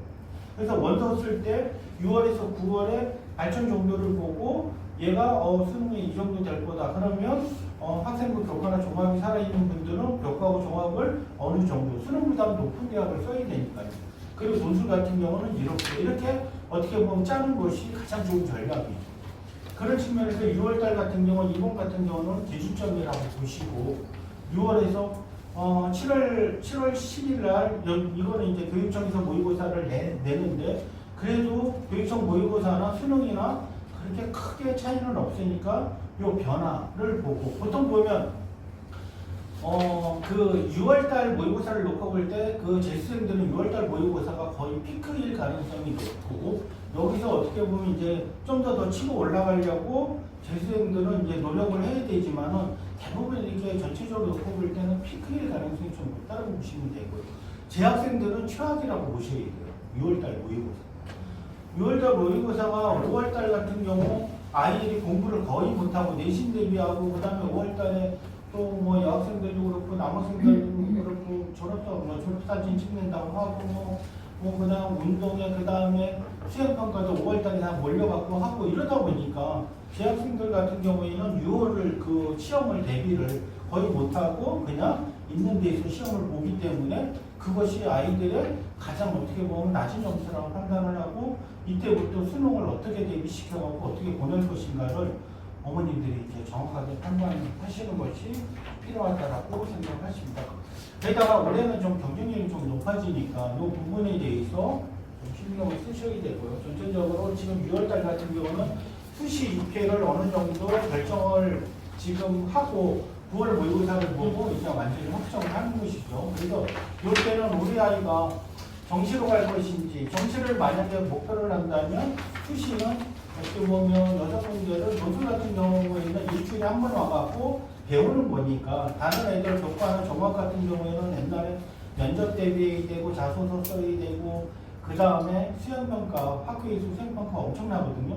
그럼 그 수행평가 이렇게 대비를 해야 되는데 우리 아이가 수능하고 논술로 간다 그러면 뭐 수행평가나 이런 것들은 할 필요도 없고 면접도 할 필요도 없으니까 오직 수능에만 집중하게끔 그렇게 하면 훨씬 다르다라고 생각을 하시면 되고 또 말씀드리는 것은 전체적으로 놓고 볼 때 조금 이른감은 있지만은 아이들이 보통 보면 이제 9월, 8월 말에서 이제 9월 그 원서 쓰는 한 달 기간은 거의 학교가 도태기 시장이라고 보시면 돼요. 아이가 학교에서 공부를 한다 이거는 진짜 있을 수 없으니까 아이들한테 그 결석이 어떻게 보면 용인되는 그것이 아마 한 20일인가 아마 있을 거예요. 그 20일 카드를 어떻게 쓸지 수능 전에는 반드시 써야 되는데 그 카드를 언제 쓸지 우리 아이가 만약에 정시갑이다 라고 한다면 우리 아이는 정시분이 없다 라고 하면 아이들 수시 원서 써갖고 학교 뭐 어쩌고저쩌고 다니면 이러는데 그 시기에 학교에 있을 필요는 없는 거죠. 그래서 아예 빼갖고 정말 요 시기에 우리 아이가 가장 부족한 국어에 대한 어떻게 보면 엄매나 뭐 아니면 뭐 화작, 아니면 비문학, 아니면 수학에 뭐 어떻게 보면 수학에 4점짜리 심화 이런 부분들을 대비시켜갖고 하시는 이제 마지막 어떤 기회라고 보시면 되고요. 저희 첫째 아이 같은 경우는 코로나 때라 44일 정도를 줬거든요. 그럼 그걸 이제 활용해갖고 9월달부터는 거의 학교 안 나가고 수능만 딱. 근데 이거는 이렇게 말씀드린 건 아이가 관리가 될 때를 얘기를 하는 거예요. 만약에 관리가 안 되는데 아이만 학교에서 내보내면 아이들은 이제 더 망가지는 거죠. 그래서 우리 집이 충분히 얘를 케어할 수 있다라고 생각을 하면 그렇게 하시는 거, 이거는 뭐 정보니까요. 아니면 우리 집은 그 케어가 안 돼라고 하면 오히려 그냥 학교에 있는 게 훨씬 더 나아요. 관련 독서실 보낸다? 아니요. 관련 독서실에 있는다고 해서 어머니 관리가 된다라고 하는데 우리 아이도 첫째, 둘째 관련 독서실 보냈지만 그것만 찍고 어떻게든 뒤에 이렇게 해서 나와갖고 다른 데 놀이를 비우더라고. 그래서 집사람 같은 경우는 밑에서 그냥 기다리고 있었습니다. 그 옆에서. 새벽 1시까지. 그렇게 하고, 잘 때도 케어하고. 잘 때도 일단 핸드폰 보면 한 40분에서 1시간 금방 가거든요. 그러니까 자는 거 보고, 보고, 그 다음에 핸드폰 같은 경우는 지금은 이제 하면 안 되고. 그래갖고, 그런 거 다 해갖고 온전히 공부할 수 있도록 이렇게 만들어주면 지금 만약에 2등급 4개 나오는 아이들은 112를 찍을 거고 3등급 나오는 아이들은 특히 뭐 2, 3, 3 나오고 3등급 나오는 아이들은 어디까지 치고 올라갈지 이거는 진짜 뭐 낙생보다라고 하면 3, 3, 3이면 아까 얘기했듯이 건대 어문 계열 정도인데 얘네들은 뭐 연구대 정도 갈 수 있을 정도로 치고 올라오니까 그만큼 중요한 시기라고 보시게 돼요. 지금 이 한화로. 그 다음에 전체적으로 볼 때는 이런 수고, 그 다음에 논술 같은 경우 이제 논술 병행 학교가 연대전 모델 서강대. 우리 아이가 만약에 내신 같은 경우 논술 같은 경우 5등급까지는 문제는 없지만 6등급 정도 되면 중앙대하고 동국대는 약간의 문제가 생긴다라고 보시면 되고요. 만약 우리 아이가 6등급 뭐 이렇게 된다 그러면 그냥 논술 병행 학교를 쓰고 어차피 90, 10이니까 호기대, 숙명경대, 그 다음 경기대 뭐 이런 데 같은 경우는 거의 문제가 없고 80, 20도 약간의 문제가 뭐 단국대를 예를 들면 단국대 같은 경우도 6등급 때 점수 차이가 1점에서 한 2점 정도 깎이는데 만약 6등급에서 7등급 될 때는 뭐 8점, 7등급에서 8등급 될 때는 그 다음 뭐 15점 이렇게 깎인다고 보시면 돼요. 그래서 전체적으로 보면 되고 최저 같은 경우 어머님들한테 문당권에 있는 아이들 같은 경우에는 지금 수능이 대부분 살아있는, 그러니까 수학을 포기하지 않고 그 다음에 국어를 포기하지 않고 아니면 영어를 포기하지 않는다면 논술 같은 경우 제가 논술을 가르치고 있지만 어머님들이 논술은 선생님 어느 학교가 가기 가장 쉽나요? 라고 이렇게 얘기한다면 최저가 높은 데가 가기가 쉽다는 것입니다. 그냥 고대 같은 경우 사업할 마친다면 작년 같은 경우도 사업할 마친 비중이 5명이 있었는데 5명 중에 저는 논술 선생이니까 논술은 뭐 서강대 몇 명 갔냐, 성균관대 몇 명 갔냐 이런 거 안 따져요. 그냥 연대 몇 명 갔냐, 고대 몇 명 갔냐 이게 끝이라고 보시면 돼요. 그 선생님의 어떻게 훌륭한 점은. 근데 고대 같은 경우는 사업할만 마치면 작년에 한명 보러 갔는데 주위에 물어보니까 사업할 마치는 아이들이 그렇게 떨어진 비율이 높지가 않아요. 그러니까 사업할만 마치면 어느 정도 가고, 근데 우리 아이가 사업할을 마쳤다라고 하면 아까도 말씀드렸듯이 2등급 4개면 사업할이면 서강대, 혁명관대 어떻게 보면 어무계열을 갈 수 있는 성적이니까 그런 부분에서 우리 아이가 지금 3등급 정도가 나온다라고 하면 목표를 사업할에 놓고 진짜 달려가요. 작년에 한 명 그 시험 보러 갔던 얘는 수학이 4등급 나오고 그 다음에 국어가 2등급 나오고 영어 1등급, 탐구 1등급 이렇게 해갖고 가갖고 어떻게 보면 이제 사업을 마쳤고 그 다음에 나머지 애들은 그냥 112 아니면 1112 그 다음에 이 하나 둘둘둘 이렇게 나온 아이들이 대부분 그 정도 맞으면 작년 같은 경우는 고대를 시험을 갈 필요가 없어요.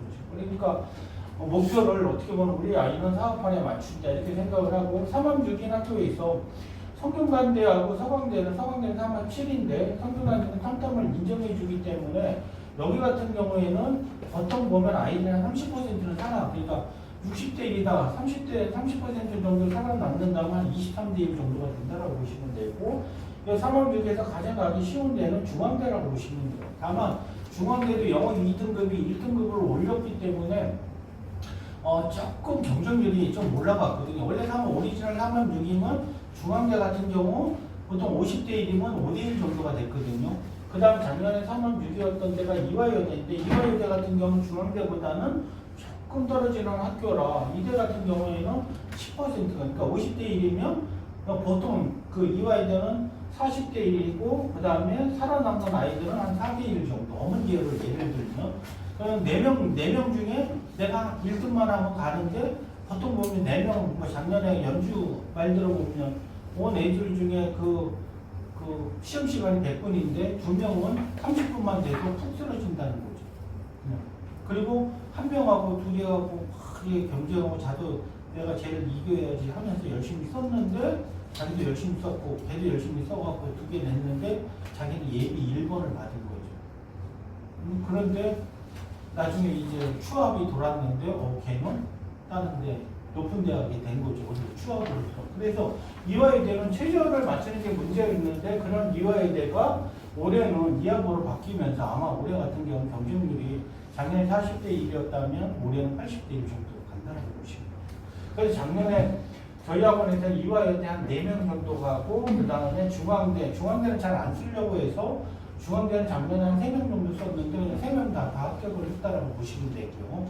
그래서 올해 같은 경우에는 경쟁률이 이렇게 높여져 갖고 아이들한테 중앙대를 많이 그러니까 저번 주가 중앙대 모의고사 있는 날인데 아이들한테 계속 푸시를 했는데 중앙대 모의고사를 본 아이들이 한 10명 정도 그러니까 많이 보지는 않았다라고 보시면 되고요. 그래서 전체적으로 좀 이렇게 하고 이하 보인 학교들은 역시 뭐 대표적인 학교가 경희대가 있다라고 보시면 되고 그다음에 건대, 숙대, 세종대, 숭실대, 경희대 그래서 이하 보에 경쟁이 집중된다라고 생각을 하시면 됩니다. 그리고 뭐 전체적으로 이렇게 보시면 되고요.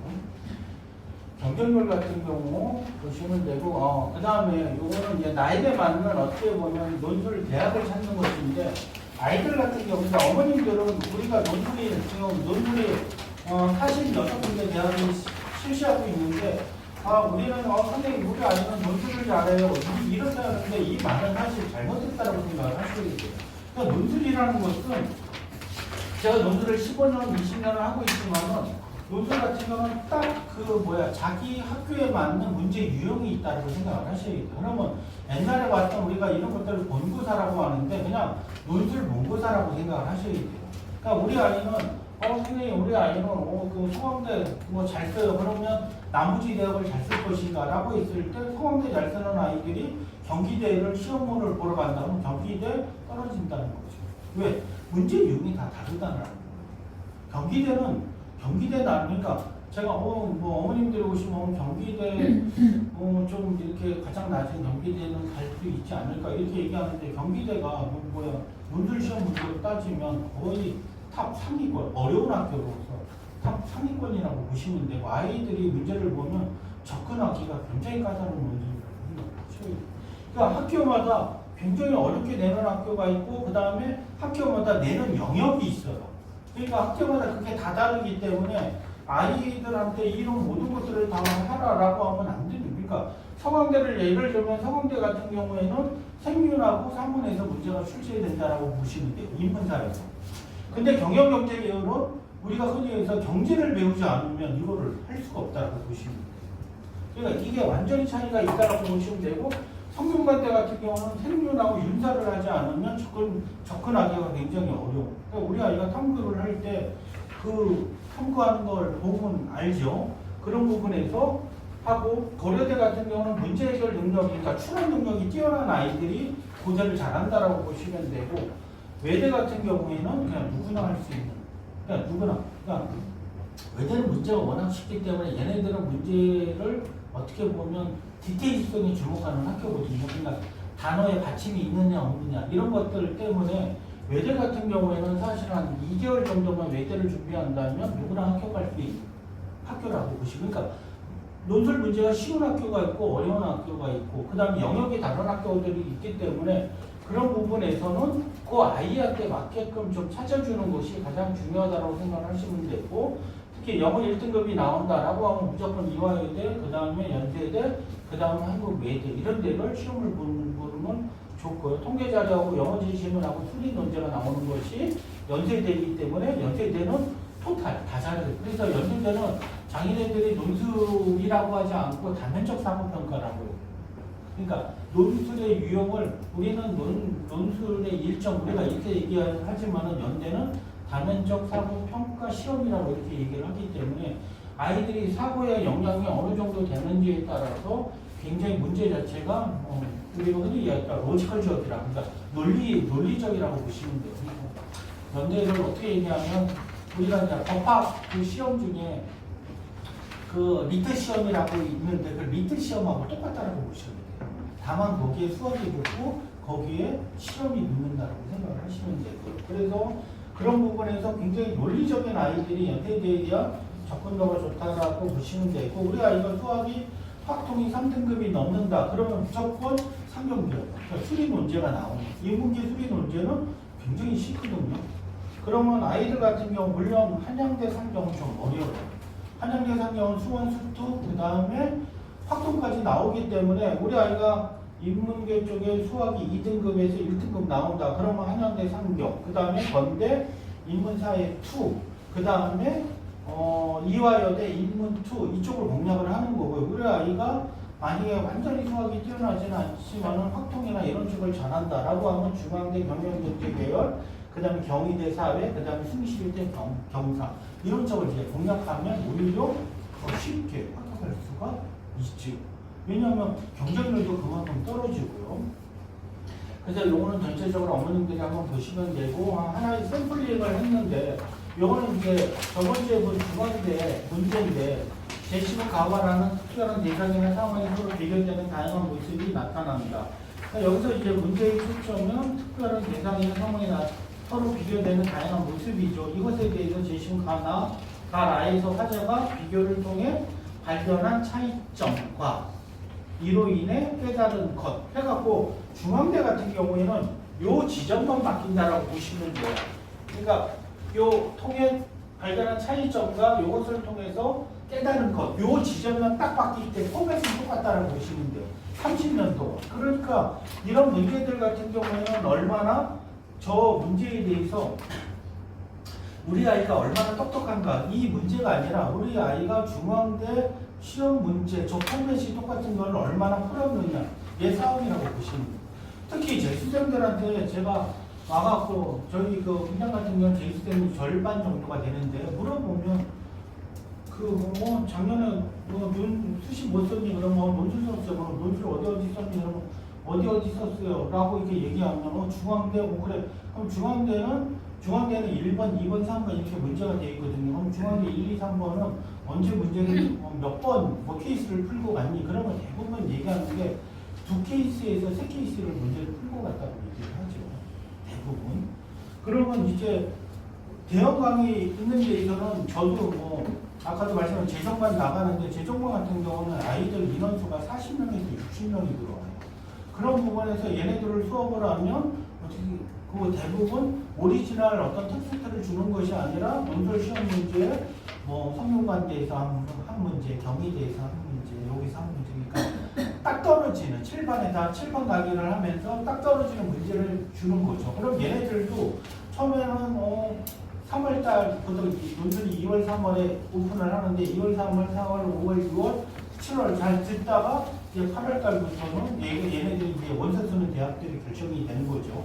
그럼 원서를 딱 쓰면 애들이 이제 물어보니까 선생님 이 논술대학원 어디에요? 이렇게 물어보면 이 논술대학원 성균관대란다. 성균관대 1번 문제란다. 그러면 선생님 저는 성균관대 안 푸는 거예요. 그러면 만약에 성균관대 그 시험을 본다면 만약에 선생님 1번 말고 2번도 주고 3번도 달라. 그러면 그걸 주면 제가 첨삭을 할 수가 없는 거예요.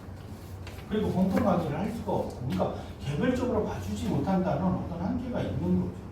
근데 이제 저희 학원 같은 경우 애들을 8명 밑으로 맡고 있기 때문에 학교별로 그냥 맞춰갖고 통짜로 그래서 한 6주에서 8주 정도 지나면 내가 시험 보는 그 대학에 그리고 그 시험 보는 그 대학은 아이가 최대한 잘 쓰는 대학을 1티어 대학으로 선정을 해갖고 그 학교를 좀 집중적으로 한다라고 보시면. 그래서 저희들 같은 경우는 20번, 20개에서 30개 정도를 풀리고 시험 문제를 보러 가기 때문에 아이들한테 뭐 이성을 가지고 이 문제를 푸는 어떤 방식으로 가서 문제를 그 시험을 보는 것이 아니라 본능적으로 딱 그냥 문제 튀어나오면 그 문제에 따라서 그냥 다다닥 해갖고 쓰는 어떤 방식으로 한다라고 보시면 돼요. 그래서 뭐 보통 보면 논술 같은 경우 중학교를 예를 들면 실질 경쟁률 같은 경우 작년 같은 경우 이렇게 되죠. 9가 71대, 81대, 68대, 72대 이런데 총합력은 실질 경쟁률 같은 경우는 이제 최저를 맞춘 비율이죠.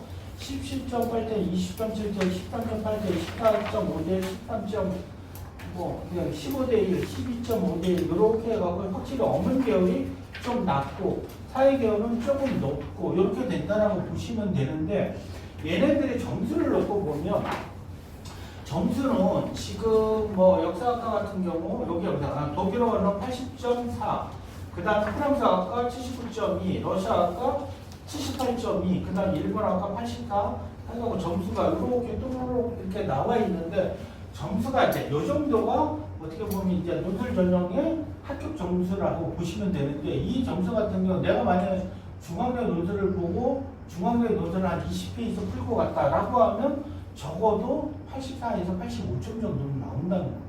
요거보다 조금 더 잘 쓰면 좀 더 나오고 그렇기 때문에 중학교 같은 경우 그냥 본능적으로 쓰면 그런 부분에서 하고 경영은 확실히 조금 더 높더라고 보시면 되고요. 그래서 이런 부분에서 아이들한테 논술 같은 경우는 저 같은 경우는 이제 90점에서 한 93점 정도 되는 그러니까 창의성 있는 논술을 가르치는 것이 아니라 그냥 기계를 하나의 기계를 만들고 그 틀에다 아이들을 꽂아 놓는다라고 보시면 됩니다. 그건 왜 그러냐면 짧은 시간에 어떻게 보면 아이들이 논술을 오래 배워도 8개월, 9개월이고 논술 준비하는 대학이 적어도 3대학에서 4대학이 넘어가기 때문에 그 시간에 우리 아이를 글을 잘 쓰게 만들고 뭐 어떻게 하고 이런 시간은 뭐 안 된다고 보시면 돼요. 우리 여기서 그 학원에서 준비하는 것은 내가 만약 경희대를 본다 그러면 경희대를 잘 쓰는 학생을 만든다고 보시면 돼요. 모든 대학을 잘 쓰는 대학을 만드는 것이 아니라 그리고 논술에서 이과 학생들의 복합 침공이 굉장히 심화됐다고 보시면 되고요. 그래서 풀이가 원래 논술로 가기 정말 쉬웠는데 이과애들이 뛰어들면서 좀 까다로워졌다고 보시면 되고요. 모든 전체적으로 200명 지나가고 그 다음에 이제 지금 이제 실험비가 상당히 발표가 되는데 이거 그러니까 전체적으로 우리 대학이 그냥 연대 같은 경우는 9월 26일인가 아마 보는 걸로 이렇게 보통 연대는 9월 넷째 주하고 10월 첫째 주에 보고 그 다음에 홍익대는 10월 둘째 주 이제 당국대 같은 경우에는 보통 작년 같은 경우는 11월 첫째 주에 봤는데 올해 같은 경우는 10월 둘째 주가 이렇게 보는데 그런데 그 시간하고 이제 중요한 거는 그 시간이 중요한 게 아니라 계열별로 어떻게 보느냐가 그러니까 성균관대 같은 경우는 시험지가 2개 나올 때가 있고 시험지가 3개 나올 때가 있거든요. 시험지가 3개가 나오면 보통 경영경제계는 아침 8시 그 다음에 사회계열은 12시 그 다음에 인문계열은 4시 이렇게 짜지거든요. 근데 작년 같은 경우는 시험지가 2개가 나왔는데 경영경제계열은 아침 9시에 받고 인문하고 사회계열은 아마 1시가 2시 이렇게 보거든요. 고대도 시험지가 2개고 그래서 우리 인문은 어느 날에 볼 거야 이거는 나와 있는데 우리 그 과별로 그러니까 계열별로 어떻게 볼지는 아직까지는 안 나왔는데 이거는 9월 넷째 주 정도 되면 그거까지 나오고 또 만약에 우리 아이가 최저가 안 된다면 전통적으로 광운대가 약한데 광운대는 이 시간을 일주일 전에 발표한다고 보시면 돼요. 그리고 여기를 볼지 말지 아이들이 막 고민을 하는데 우리 아이가 시간이 좀 널널하다 그리고 아니 최저나 광운대 정도를 갈 수 없는 성적이라면 광운대를 전략적으로 선택해서 공략하는 것이 그래서 광운대 같은 경우에는 원서는 쓰되 오지 않는 아이들이 절반 정도가 됩니다. 왜냐하면 시간을 겹쳤으니까. 그래서 그런 부분에서 전체적으로 놓고 보고 그리고 10월 그리고 뭐 토요일날 작년에는 11월 16일 날 시험 보는데 둘, 넷, 6, 7군데 보통 보면 여기에 한 2군데 정도 시험 보러 갔습니다. 보시면 돼요. 성균관대 같은 경우 아침 만약에 8, 경영경제 계열 같은 경우도 문제가 다르지 않다고 말씀드렸고 아침 8시에 경희대 같은 경우에는 인문사회가 작년에 4시에 봤거든요. 그러면 성균관대 보고 경희대 보고 건대 같은 경우는 또 아침 9시라 성균관대 경영경제계열하고 시간이 맞닿아 있거든요. 경영경제계열을 포기하고 인문사회 쪽은 그러니까 건국대 어떻게 보면 인문을 아침 9시에 보고 성균관대 인문계열을 4시에 이렇게 보는 거죠.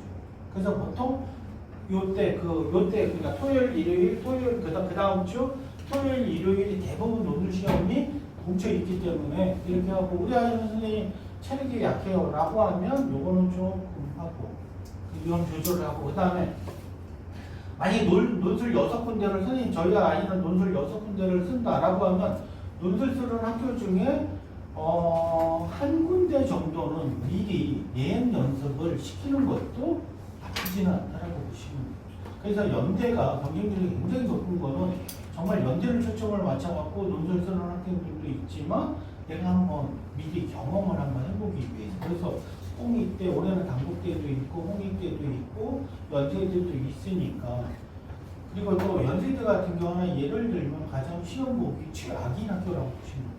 아이들이 경쟁률이 100대 1이 가다 보니까 거의 뭐 도서관에 뭐 지저분한데 쪼그려갖고 시험 보고 막 이래갖고 아이들이 갈 때는 뭐 신촌이니까 거기 좋다 막 하고 학교도 뭐 멋있으니까 멋있다라고 하는데 시험장 들어가면 이제 완전히 환상이 깨지는 거죠. 불편하고 교실 더럽고 막 이렇게 하니까요. 그런 부분에서 한 군데를 한번 원서 하나를 그런 식으로 사용을 할 것인가 아니면 그렇지 말 것인가 그거는 이제 어머니들 판단하고 그거는 제가 아이들하고 아마 얘기를 하고 윤모를 보면서 윤모가 너무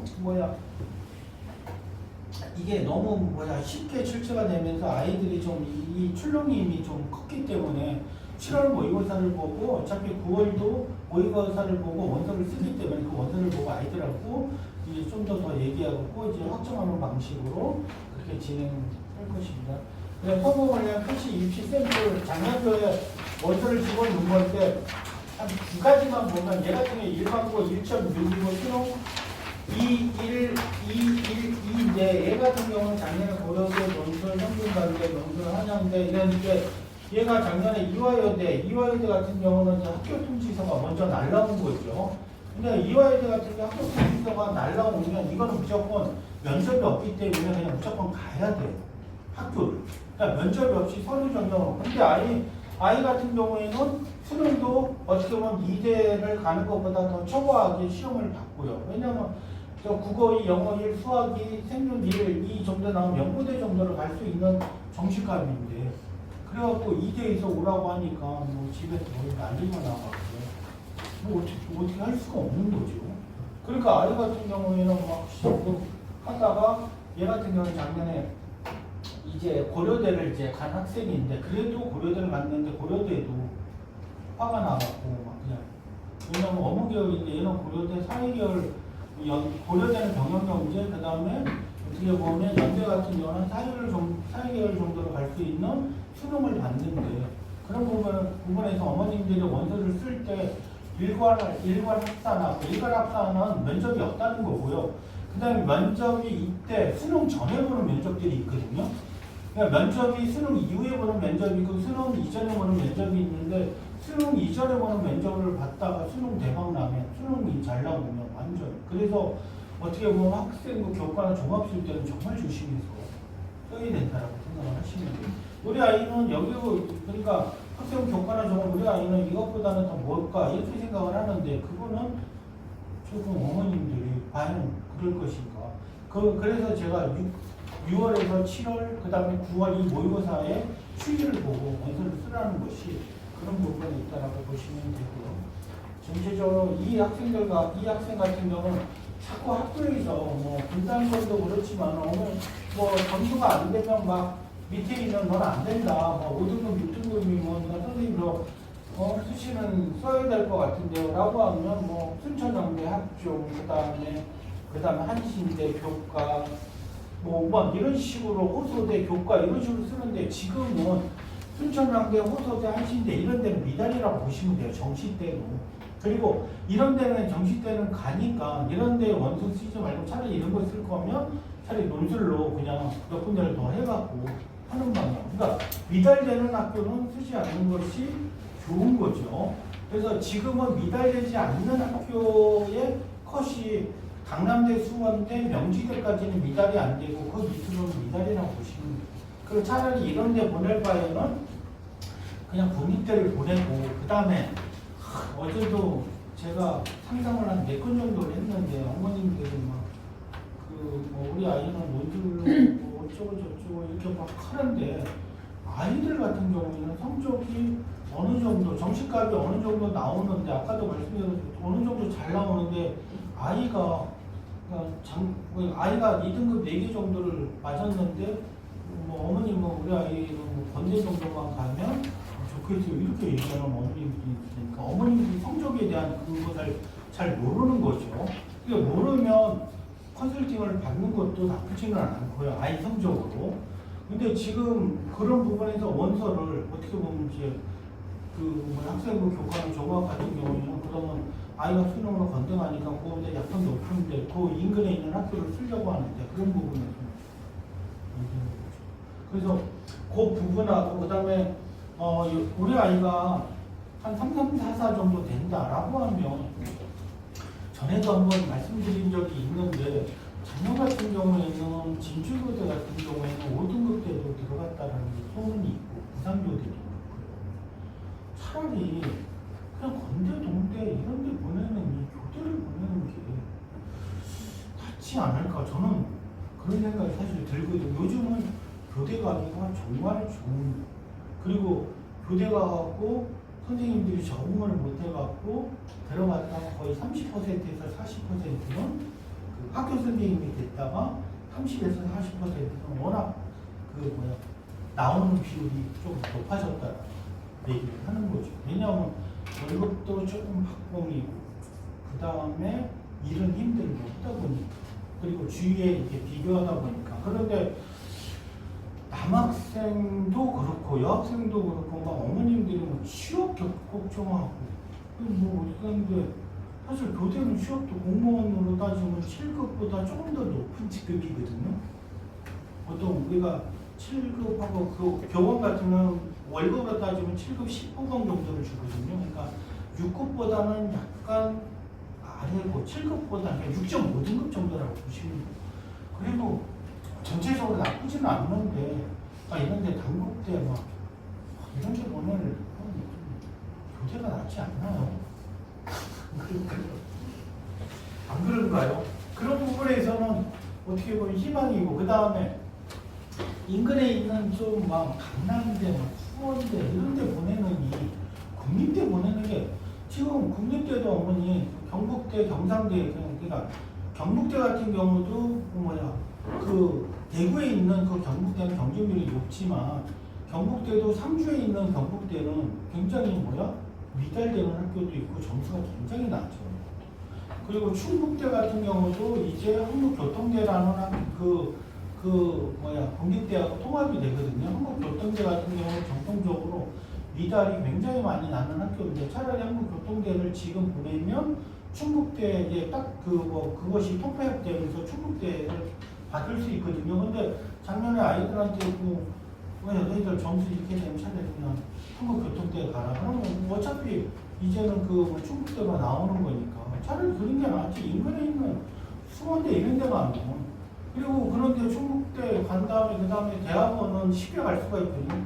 연대, 고대, 성대, 성황대 이게 대학원 가갖고 그러면 국립대 나오면 얘가 지방에서 진짜 열심히 하고 싶었는데 돈이 없어갖고 지방은 그러면 올라가서 연대, 고대 하면 아이들이 그렇게 직장에서 직장인 이런 데에서 그렇게 딸리지 않아요. 경북대 이런 데 잘리지 않고 경북대는 또 누가 그걸 못하는 이런 건 없어요. 그럼 차라리 그런 데가 낫지 이 인근에 강남이나 한신대 왜 그럴까 나는. 그래서 어머님들 같은 경우도 차라리 지금 적어놨다 우리 아이가 진짜 3344 나왔다. 3344면 아마 경기대 정도를 갈 수 있을 거거든요. 경기대, 단국대 이렇게 하면 우리 아이가 4등급 4개가 나왔다라고 하면 이거는 우리 갈 데가 없을 때 이때 교대 한번 생각을 해보고 이때 한국교통대 왜냐면 충북대가 되니까요. 그 다음에 경북대, 상주 이런 학교들이 꽤 많더라고 보시면 차라리 그렇게 하고 대학원을 서울대 대학원이나 연대 고대 아니면 한입학은 좀뭐 100대1 되니까 차라리 그거보다는 하고 대학원을 그렇게 가는 것이 훨씬 더 어떻게 보면 이걸 세탁이라고 하나? 그건 잘 모르겠어요. 왜냐면 요즘에 뭐 저한테 이게 뭐 유학하겠다라는 사람들이 많은데 유학 일본 뭐 유학 좋지요. 뭐 아이들 뭐 게이신 대학도 가고 그다음에 동동대학도 가고 미국에 무슨 대학 이렇게 아는데 그런데 지금 우리나라는 그런 걸 인정하지 않아요. 지금 애들 대기업도 그러니까 인정하지 않고 이제는 만약에 그런 데 갔으면 그 지역에서 그 나라에서 살지 않으면 인정해 주지 않거든요. 그러니까 학부는 무조건 여기를 나와야 돼요. 그렇지 않으면 인정해 주지 않기 때문에 그런 부분에서 어머님들이 좀 생각을 하실 전체적으로 제가 뭐 여러 가지 정보나 이런 것들을 말씀을 드렸고 저는 논술 같은 경우에는 현재 논술은 재원장 어머님들이 좀 많이 오셨으니까 논술 맨 마지막에 보시면 논술은 얘기 안 나오는데 맨 마지막에 보시면 논술은 제가 토요일하고 군사 같은 경우는 토요일 1시, 토요일 10시, 2시, 토요일 6시 반, 일요일 10시, 2시 이렇게 5타임이 개설되어 있었는데 이 반전은 이제 다 마감이라고 생각을 하시면 되고 어머님들이 그 전까지는 이렇게 약간 보강이 그러니까 토요일반 아이가 좀 빠지면 일요일 보강 이렇게 했는데 이제는 보강하기가 왜냐면 8명이 있고 가면 이제 9명이 되기 때문에 좀 그런 부분에서 될 수 있는 그 시간대에 좀 보시면 되고 그 다음에 보강은 제가 학원 측에서 월요일반 좀 개강해달라고 해서 이번 6월 16일부터 월요일반을 개강을 하니까요. 나머지 반들은 이제 다 그냥 마감이고 아마 저는 이제 아이들을 받지 않고 요 아이들을 데리고 이제 수능 논술 볼 때까지 쭉 간다라고 보시면 그래서 변화 없을 거고 하고 요 아이들을 최대한 합격을 그냥 작년에 합격자가 좀 많이 나오면서 아이들이 벌써 5월달에 대부분 다 어느 정도 다 반들이 마감이 돼가지고 작년 같은 경우에는 한 7월, 8월 돼야 마감이 되는데 올해 같은 경우는 한 번도 일찍 된 거죠. 그래서 이 아이들을 잘 해갖고 어떻게든 해서 얘네들이 또 좋은 대학을 가고 아니면 논술과 합격자가 높으면 내년에 어떻게 보면 먹고 사는 것도 문제가 없고 그래서 저희 논술 선생님들은 합격자 아이들이 결국에는 다음 때에 숫자라고 보시면 돼요. 재작년에는 애들이 12명 정도뿐이 합격을 못하면서 작년 이맘때에 아이들이 12명에서 15명 정도 됐다는 거죠. 근데 작년에는 이제 합격자들이 한 26명, 27명 되면서 지금 아이들이 한 40명 정도 됐다는 거죠. 그러니까 논술 선생님은 합격자가 많으면 다음 해에 이렇게 하는 거고 합격자가 없으면 그냥 이렇게 되는 거고 하니까 저도 어떤 경우 진짜 불법을 저질러 쓰더라도 그냥 아이들이 최대한 합격하는데 가장 편하게 합격하는데 최선을 다할 수 있어요. 말씀드립니다. 이상 마치겠습니다.